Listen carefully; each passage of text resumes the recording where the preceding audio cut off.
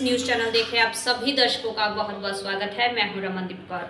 इस वक्त की बड़ी खबर आ रही है प्रयागराज से। क्या है पूरा मामला, देखने के लिए बने रहिए हमारे साथ। वोटर चेतना अभियान के अंतर्गत उत्तर प्रदेश के कैबिनेट मंत्री नंद गोपाल गुप्ता नंदी की पत्नी पूर्व महापौर अभिलाषा नंदी गुप्ता ने जहानुरुल्लाह रोड स्थित महावीर चौराहे पर कैंप लगाया और लोगों के वोटर आईडी कार्ड भरवाती नजर आई। साथ ही उनका कहना था कि जब सबके पास वोटर आईडी कार्ड होगा तभी मजबूत लोकतंत्र बनेगा। और क्या कुछ कहा है उन्होंने इस मौके पर, आइए दिखाते हैं। ये हमारे पार्टी की तरफ से वोटर चेतना अभियान चालू किया गया है और ये जगह जगह कैंप लगाए जा रहे हैं। आज यहाँ महिला मोर्चा, जो हमारी भाजपा की महिला मोर्चा है, उसके द्वारा कैंप लगाया गया है मीरापुर मंडल में। और वैसे कहीं युवा मोर्चा के द्वारा लगाया जा रहा है, कहीं महानगर की जो मेन बॉडी है उसके द्वारा हर कोई उसमें जा रहा है, चाहे वो विधायक हो, मंत्री हो या सांसद महोदया हो। सब लोग अपने अपने से, सबकी ड्यूटी लगाई गई है, सब लोग वहाँ जा रहे हैं और पब्लिक के बीच में जाकर जिनका वोटर नहीं बना है, वोटर कार्ड नहीं बना है, नया वोटर है, हमारा 18 साल उसकी उम्र हो गई है, उसका वोटर यहाँ पर भरा जा रहा है, फॉर्म भरा जा रहा है, साथ साथ ऑनलाइन भी किया जा रहा है। जिनका एड्रेस गलत है या कोई त्रुटि हो गई उसके लिए फॉर्म नंबर 7 भरा जा रहा है, या एड्रेस चेंज कराना हो उसके लिए फॉर्म भरा जा रहा है। इस तरह का कार्य किया जा रहा है कि लोगों को आने वाले जैसे चुनाव है उसमें किसी प्रकार की दिक्कत ना हो, क्योंकि जब चुनाव होता है तब आदमी बहुत परेशान होता है कि हमारा नाम नहीं है, हम कैसे भरें, आगे हम वोट कैसे दें। एक अच्छी साफ सुथरी सरकार लाने के लिए बहुत ज़रूरी है कि लोकतंत्र में आपका वोटर आईडी कार्ड बना हो। तो मेरा आपके माध्यम से अनुरोध भी है कि जिनका कार्ड नहीं बना है या त्रुटि है, या जो 18 साल के हमारे बच्चे हुए हैं, या जो नए किराएदार के रूप में आए हैं, जिन्होंने मकान छोड़ दिया है, उनका नाम कटवाने का भी नाम करें। जिनकी मृत्यु हो गई उनका भी नाम कटाएं, लेकिन जो नए वोटर हैं, जो नए लोग हैं, उनका नाम बढ़वाने का काम करें। तभी एक सक्षम और एक मजबूत लोकतंत्र तैयार होगा और एक मजबूत सरकार आएगी। कांग्रेस के वरिष्ठ नेता, राज्यसभा सांसद व विपक्ष के डिप्टी लीडर प्रमोद तिवारी ने 5 राज्यों में हुए विधानसभा चुनाव में कांग्रेस की बड़ी जीत का दावा किया। उन्होंने कहा है कि 4 राज्यों में राजस्थान, मध्य प्रदेश, छत्तीसगढ़ और तेलंगाना में कांग्रेस को स्पष्ट बहुमत मिलेगा, जबकि मिजोरम में भी कांग्रेस को ही मिलेगा। मिलीजुली सरकार बनाएगी। और उन्होंने स्वीकार किया कि राजस्थान में संघर्ष जरूर है, लेकिन इसके बावजूद कांग्रेस सीएम अशोक गहलोत के नेतृत्व में दोबारा सरकार बनेगी। साथ ही उन्होंने इस मौके पर जहां कांग्रेस के नेता प्रमोद कृष्णम द्वारा स्वामी प्रसाद मौर्य को जिनों के सरदार बताए जाने पर कहा कि मैं नहीं जानता कि प्रमोद कृष्णम कहां से, क्यों और क्या बोलते हैं। कांग्रेस नेता तिवारी ने जहां प्रमोद कृष्णम को अपनी पार्टी का नेता मानने से भी इनकार कर दिया है। 5 राज्यों के जो विधानसभा चुनाव हुए, जिनमें एक चुनाव हो भी रहा है, इसको लेकर क्या तस्वीर कांग्रेस देखती है? मुझे तो ऐसा लगता है, यद्यपि अब तो बंद है सब मशीन्स में, कि 5 के पांचों राज्य में 4 तो स्पष्ट रूप से और मिजोरम में शायद मिलकर हम सरकार बनाने जा रहे हैं। राजस्थान में संघर्ष जरूर है, पर इतना भी नहीं है कि हम सरकार न बना सकें। बात अगर जातीय जनगणना की करें तो पीएम मोदी ने कहा है कि मेरे लिए सबसे बड़ी जाति गरीब है और युवा मेरे लिए सबसे बड़ी जाति है, महिलाएं मेरे लिए सबसे बड़ी जाति है। इन 4 जातियों का उत्थान भारत को विकसित बनाएगा। मोदी जी अगर है तो फिर ये 2 करोड़ रोजगार हर साल वाला, अब तक तो 10 करोड़ लोगों को मिल जाना चाहिए। और 10 करोड़ का मतलब तो करीब करीब ये हो गया कि हर दूसरे परिवार में एक नौकर होना चाहिए था सरकारी, वो तो हुआ नहीं। महिलाओं का आरक्षण आपने विधेयक कांग्रेस के दबाव में पारित तो कर दिया, पर अनिश्चित काल के लिए टाल दिया। तो आप तो सिर्फ वायदे करते हैं, घुमाते फिराते हैं। एक सीधा सा सवाल, आप जातीय जनगणना कराएंगे कि नहीं कराएंगे?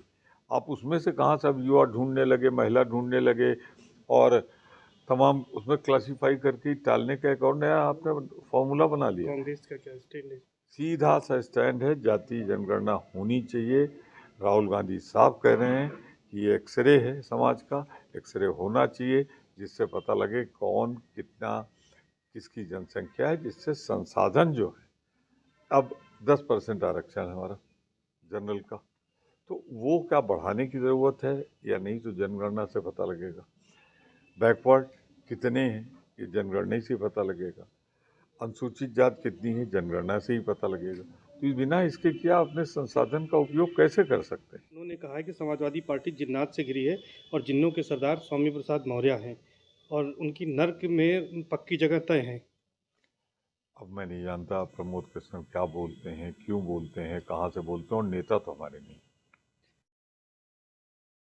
यातायात के नियमों के प्रति लोगों में जागरूकता लाने के लिए सड़क हादसों में कमी लाने के उद्देश्य से 1 नवंबर से 30 नवंबर के बीच आयोजित किए गए यातायात सुरक्षा माह का आज विधिवत समापन हो गया है। इस मौके पर पुलिस लाइन में समापन कार्यक्रम आयोजित किया गया, जिसमें डीसीपी ट्रैफिक रविशंकर निम ने 1 माह तक स्कूल, कॉलेज और विभिन्न चौराहों पर चलाए गए जागरूकता कार्यक्रमों की जानकारी दी। उन्होंने बताया कि यातायात माह में कुल 25,190 वाहनों का चालान किया गया, जबकि 139 वाहनों से 86,69,800 रुपये का जुर्माना वसूला गया। नागरिक पुलिस द्वारा 5353 वाहनों का चालान किया गया। नागरिक पुलिस ने 301 वाहनों से 3,81,000 रुपये जुर्माना वसूला। ट्रैफिक पुलिस और नागरिक पुलिस द्वारा कुल मिलाकर प्रयागराज में कमिश्नरेट में 30,543 वाहनों का चालान किया गया। इस तरह से कुल 440 वाहनों से 12,50,800 रुपये जुर्माना वसूला गया। यातायात माह में सबसे ज़्यादा 1443 चालान के लिए टीआई मनोज कुमार सिंह पहले स्थान पर रहे, जबकि 1015 चालान के साथ टीआई रविंद्र कुमार त्रिपाठी दूसरे स्थान पर और टीआई संजय कुमार सिंह 734 वाहनों के चालान के साथ तीसरे स्थान पर रहे, जिन्होंने उनकी सराहनीय सेवाओं के लिए सम्मानित भी किया गया। जैसा कि आप सभी को पता है कि एक हमारा जो नवंबर माह होता है वो यातायात माह के रूप में पूरे उत्तर प्रदेश में मनाया जाता है। इस बार भी ये हमारा जो ट्रैफिक मंथ है वो 1 नवंबर से शुरू हुआ और आज 30 नवंबर को उसका समापन है। इसमें हमने जितने भी हमारे स्कूल कॉलेजेस थे लगभग सभी जगह हम लोगों ने अपनी टीमें भेजकर स्वयं उपस्थित रह के लोगों को जागरूक किया, बच्चों को जागरूक किया। इसमें नुक्कड़ नाटक के माध्यम से भी हमने लोगों को जागरूक किया। सिनेमा घरों में भी हम लोगों ने स्लाइड के माध्यम से लोगों को जागरूक किया और रोड पे भी जो लोग अपने व्हीकल लेके आते थे उनको हमने पहले जागरूक किया और फिर उसके बाद हमने इसको अपनी एक रणनीति के तहत कि भाई कई मतलब कि लोग जो लोग ये करते हैं समझाने के बाद नहीं आते हैं तो उसको भी हमने फिर उनको चालान किया। कितना चालान किया गया इस पर? यातायात पुलिस द्वारा जो इस अभियान के दौरान पूरा करीब 25,000 के 190 वाहनों का लगभग चालान किया गया और लगभग 13 लाख के आसपास हमने शमन शुल्क की वसूली की है। और मैं अपील करना चाहूँगा शहर के लोगों से, इस प्रयागराज के लोगों से कि यातायात माह केवल आपको जागरूक करने के लिए है और ये एक माह इसलिए मनाया जाता है ताकि हम लोगों को अपने ज़्यादा से ज़्यादा साथ में जोड़ सकें, बच्चों को जोड़ सकें, जो हमारी युवा पीढ़ी उनको जोड़ सकें, ताकि सड़कों पर हम लोग यातायात के नियम का पालन करते हुए शहर को एक अच्छी छवि प्रदान कर सकें।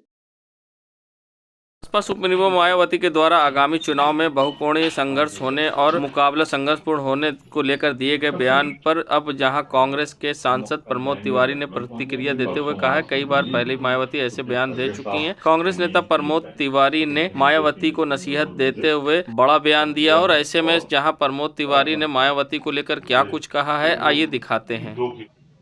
मैं सभी कहूँगा मायावती जी को पहली बार नहीं बोल रही है, वो लगातार बोलती है।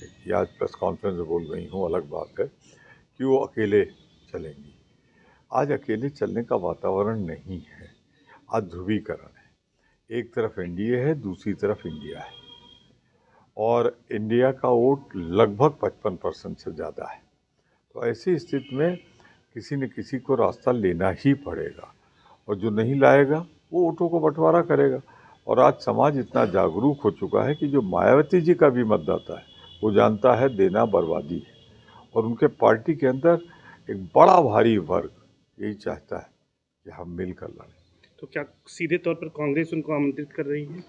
कांग्रेस ने हमेशा कहा कि जो भाजपा के विरोध में, जो भी दल भाजपा विरोध में, उन्हें इंडिया के साथ आना चाहिए और जो नहीं आएगा वो प्रत्यक्ष या परोक्ष रूप से कहीं न कहीं से बीजेपी का समर्थन करेगा। देश दुनिया की खबरों के लिए world media times news channel को सब्सक्राइब करें।